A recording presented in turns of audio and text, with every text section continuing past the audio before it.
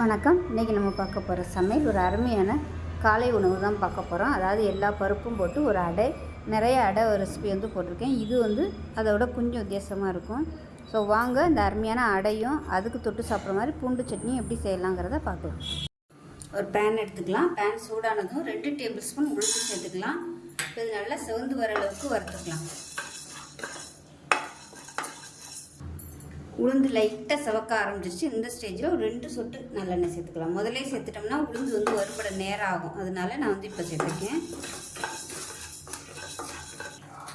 இப்போ அது நல்லா வறுபட்டுருச்சு. இதை வேறு பிளேட்டுக்கு மாற்றிக்கலாம். இப்போ வேறு பிளேட்டுக்கு மாற்றிட்டேன். இப்போ ஒரு 3-4 டேபிள் ஸ்பூன் அளவுக்கு எண்ணெய் விட்டுக்கலாம். வெங்காயம், தக்காளி, பூண்டெல்லாம் நம்ம இந்த எண்ணெயிலே வதக்கணும். வதக்குனா தான் நல்லா டேஸ்ட்டாக இருக்கும். இப்போ எண்ணெய் நல்லா சூடாயிருச்சு. இப்போ பார்த்தீங்கன்னா வரமிளகாய் சேர்த்துக்கலாம். நான் 10 குண்டு மிளகாய் எடுத்திருக்கேன். நீங்கள் நீல மிளகாய் இருந்தாலும் சேர்த்துக்கோங்க. அது ஒரு 5 சேர்த்துக்கோங்க. இது காரத்துக்கு.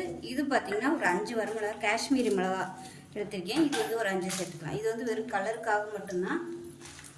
நான் காம்பு எடுக்கலை. அரைக்கும் போது காம்பு எடுத்துக்கலாம். ஏன்னா இப்போ காம்பு எடுத்தோம்னா அந்த விதை எல்லாமே உதிர்ந்து வந்துடும். அதனால நான் காம்போடு சேர்த்துருக்கேன். இப்போ மிளகா வத்தல் எல்லாமே நல்லா உப்பி வந்துருச்சு. அதே சமயம் நல்லா வறுபட்டுருச்சு. கருக விட்டுறக்கூடாது. இது வேறு பிளேட்டுக்கு மாற்றிக்கலாம். இப்போ மெஷரிங் கப்பில் 1/2 கப் அளவுக்கு பூண்டு சேர்த்துக்கலாம். இப்போ பாருங்கள், பூண்டு நல்லா அப்படியே செவந்து வந்துருச்சு. இப்போ எடுத்து வேறு பிளேட்டுக்கு மாற்றிக்கலாம்.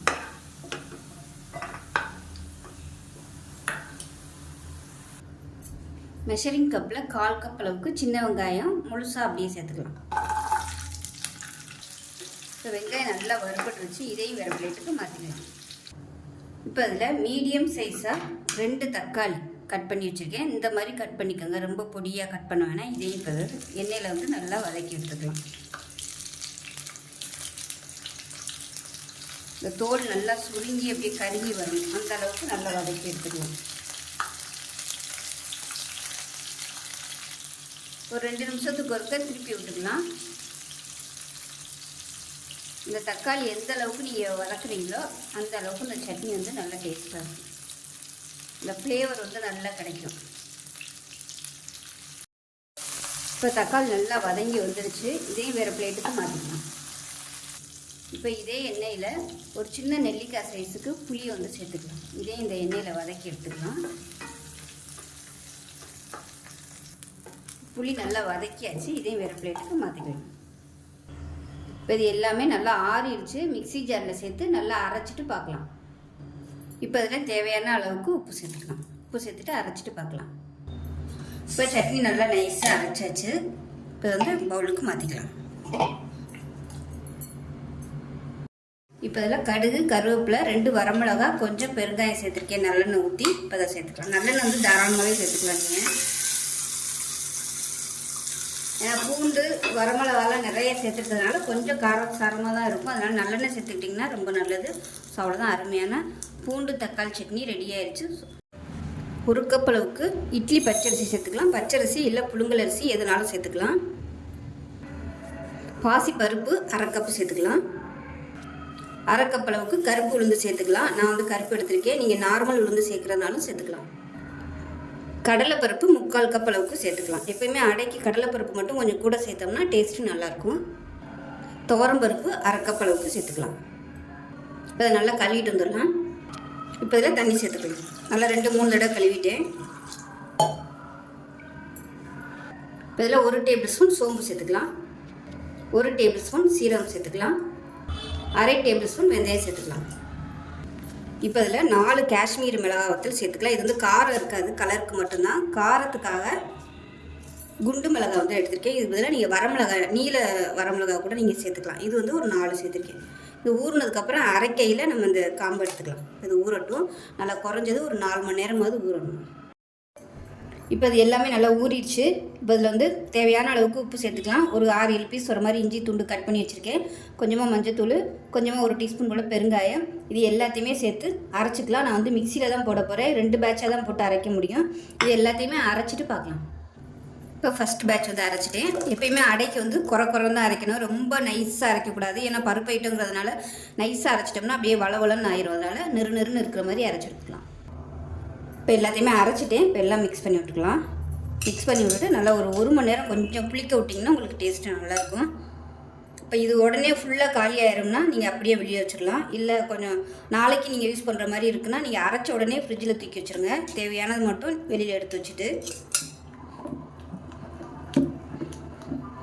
நல்லா கலந்தாச்சு. இப்போ நான் வந்து எனக்கு தேவையானது மட்டும் நான் வெளியில் எடுத்து வச்சுட்டு மிச்சத்தை உள்ளே வைக்க போகிறேன். இப்போ நான் எனக்கு மட்டும் ஒரு 2 கரண்டி எடுத்து வச்சுக்கிறேன். இவ்வளோதான் நான் வந்து நைட்டு ஊற்ற போகிறேன். ஏன்னா நான் ஒரு ஆள் மட்டும்தான். இதுவே அதிகம் தான். இதுவே பார்த்திங்கன்னா ஒரு 3 அடைக்கிட்ட வரும். 2 இல்லை ஒரு 3 அடைக்கிட்ட வரும். என் வீட்டில் வந்து 4 பேர் தான். பொண்ணு ஹாஸ்டல் போயிட்டா, பையனும் ஹஸ்பண்டும் வெளியில் சாப்பிட்டுக்கிறேன்ட்டாங்க, வெளியில் போயிட்டாங்க. எனக்கு வேணாம், நான் வந்து அடை போட்டிருக்கேன், அடை சாப்பிட்டுக்கிறேன் அப்படின்னு சொல்லிட்டு நான் எனக்கு வேணான்ட்டே. அதனால் நைட்டுக்கு வந்து நான் ஒரு ஆள் மட்டும்தான். இதை வந்து ஃப்ரிட்ஜில் வச்சிட்டோம்னா நாளைக்கு எடுத்துக்கலாம். இப்போ இது 1 மணி நேரம் கழித்து பார்க்கலாம். கொஞ்சம் புளிப்பு ஏறிடும், டேஸ்ட்டு நல்லாயிருக்கும். இப்போ நல்லா 1 மணி நேரம் ஊற வச்சாச்சு. இப்போ அதில் வந்து பொடியாக நறுக்குன்னா கொத்தமல்லி இலை சேர்த்துக்கலாம். அதே மாதிரி பொடியாக நறுக்குன்னா கருவேப்பிலை சேர்த்துக்கலாம். இதுக்கு பதிலாக நீங்கள் முருங்கைக்கீரை இருந்தால் கூட சேர்த்துக்கோங்க. இப்போ பொடியாக நறுக்குன்னா வெங்காயம் சேர்த்துக்கலாம். நான் எப்பவுமே வெங்காயத்தை அரைச்சிடுவேன். இன்றைக்கி நான் மட்டும் சாப்பிட்றதுனால நீங்கள் முழுசாகவே வெங்காயத்தை சேர்த்துட்டேன். இப்போ அதில் 1 டேபிள் ஸ்பூன் துருவன தேங்காய் சேர்த்துக்கலாம். இப்போ எல்லாத்தையும் மிக்ஸ் பண்ணிக்கலாம். நான் வந்து சின்ன வெங்காயம் தான் யூஸ் பண்ணியிருக்கேன். சுகர் பேஷண்ட்டாக இருந்தீங்கன்னா சின்ன வெங்காயம் சேர்த்துக்கோங்க. இன்சுலின் அளவு வந்து நல்லா அதிகப்படுத்துறதுனால பெரிய வெங்காயத்தை விட சின்ன வெங்காயம் வந்து நீங்கள் அதிகமாக சேர்த்துக்கலாம். இப்போ இது வந்து கெட்டியாக இருக்குது, இன்னும் கொஞ்சம் தண்ணி சேர்த்துக்கலாம். இதில் விருப்பப்பட்டால் நீங்கள் தக்காளி கூட சேர்க்கலாம். தக்காளி சேர்த்திங்கன்னா உங்களுக்கு நிறைய மினரல்ஸ்லாம் கிடைக்கும். தக்காளி எவ்வளோ வெஜிடபிள்ஸ் இதில் வந்து சேர்த்து சாப்பிட முடியுமோ நீங்கள் அதை சாப்பிட்லாம். அதே மாதிரி எந்த கீரையாக இருந்தாலும் இதில் சேர்க்கலாம். முருங்கைக்கீரை சேர்க்கலாம். அப்படி எதுவுமே இல்லை அப்படின்னா கருவேப்பிலை நிறையா சேர்க்கலாம். கொத்தமல்லி நிறைய பொடியாக நறுக்கி போட்டு சேர்க்கலாம். புதினா இருந்துச்சுன்னா கூட நீங்கள் அதை சேர்த்துக்கலாம். எல்லாமே நல்லது தான். இப்போ இது வந்து எல்லாமே கலந்தாச்சு. இப்போ தோசைகள் காய வச்சு ஊற்றிக்கலாம். இப்போ கல் நல்லா காஞ்சிடுச்சு. தோசையாக ஊற்றிக்கலாம்.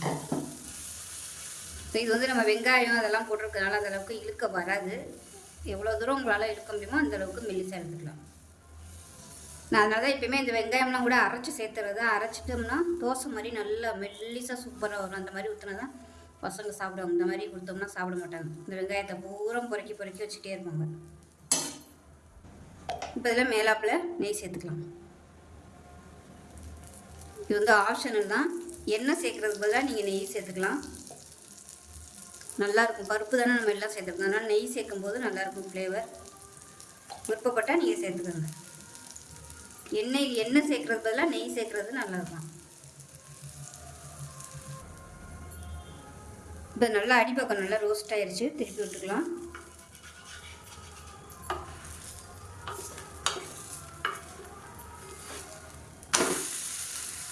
திருப்பி விட்டுட்டு இந்த மாதிரி ப்ரெஸ் பண்ணி விட்டுக்கோங்க. அதே போல் இந்த மாவு வந்து உங்களுக்கு மிச்சம் இருந்துச்சுன்னா, அதாவது வெங்காயம்லாம் போட்டதுக்கப்புறம் மிச்சம் இருந்துச்சுன்னா ஃப்ரிட்ஜில் வைக்காதீங்க. அதனால் எவ்வளோ தேவையோ அதுக்கு தகுந்த மாதிரி நீங்கள் வெங்காயம்லாம் சேர்த்துக்கோங்க. வெங்காயம்லாம் போட்டுட்டு ஃப்ரிட்ஜில் வச்சோம்னா உங்களுக்கு அது ஒரு மாதிரியா ஸ்மெல் வர ஆரம்பிச்சிடும். அதனால் தேவையானதை மட்டும் எடுத்துகிட்டு மிச்சத்தை ஃப்ரிட்ஜில் வச்சுட்டிங்கன்னா உங்களுக்கு அடுத்த நாள் யூஸ் பண்ணிக்கலாம். மேக்ஸிமம் இது ஒரு நாளைக்குள்ளே யூஸ் பண்ணிடணும். ரொம்ப நாள் 2 நாள் 3 நாள்லாம் வச்சு நம்ம சாப்பிட முடியாது. டேஸ்ட் வந்து புளிப்பு ஏறிக்கிட்டே போயிடும். முடிஞ்ச அளவுக்கு ஃப்ரெஷ்ஷாக சாப்பிட்றது தான் நல்லது. ஒரு நாள் தான் கணக்கு. காலையில் ஆடினீங்கன்னா காலையிலே நைட்டுக்கும் ஊற்றிக்கலாம். இப்போ ரெடி ஆகிடுச்சு, எடுத்துடலாம். பண்ண அருமையாக வந்துடுச்சு. கலருமே நல்லா சூப்பராக வந்துச்சு. இப்போ இதே மாதிரி இன்னொன்று ஊற்றிக்கலாம். இப்போ 2வது அடையும் ரெடி ஆகிடுச்சு. இப்போ கார சட்னியும் ரெடி ஆயிடுச்சு. எனக்கு வந்து எப்பயுமே தக்காளி சட்னி இல்லை கார சட்னி, தேங்காய் சட்னி இதுதான் சாப்பிட பிடிக்கும். உங்களுக்கு வந்து எது விருப்பமோ நீங்கள் அதை வச்சு சாப்பிட்டுக்கோங்க. மேக்ஸிமம் இதுக்கு வந்து பூண்டு சட்னி வச்சிங்கன்னா நல்லாயிருக்கும். ஏன்னா பருப்பு ஐட்டங்கிறதுனால பூண்டு சட்னி வச்சு சாப்பிட்டிங்கன்னா நல்லாயிருக்கும். தேங்காய் சட்னி நல்லாயிருக்கும். 2மே கூட நீங்கள் வச்சு சாப்பிட்லாம். ஸோ அவ்வளோதான். இதே மாதிரியே செஞ்சு பாருங்கள். செஞ்சு பார்த்துட்டு எப்படி வந்துச்சுங்கிறத சொல்லுங்கள். வீடியோ பிடிச்சிச்சுன்னா லைக் பண்ணுங்கள், கமெண்ட் பண்ணுங்கள், சேனலை சப்ஸ்கிரைப் பண்ணுங்கள், பக்கத்தில் உள்ள பெல் பட்டனையும் ப்ரெஸ் பண்ணுங்கள். நன்றி.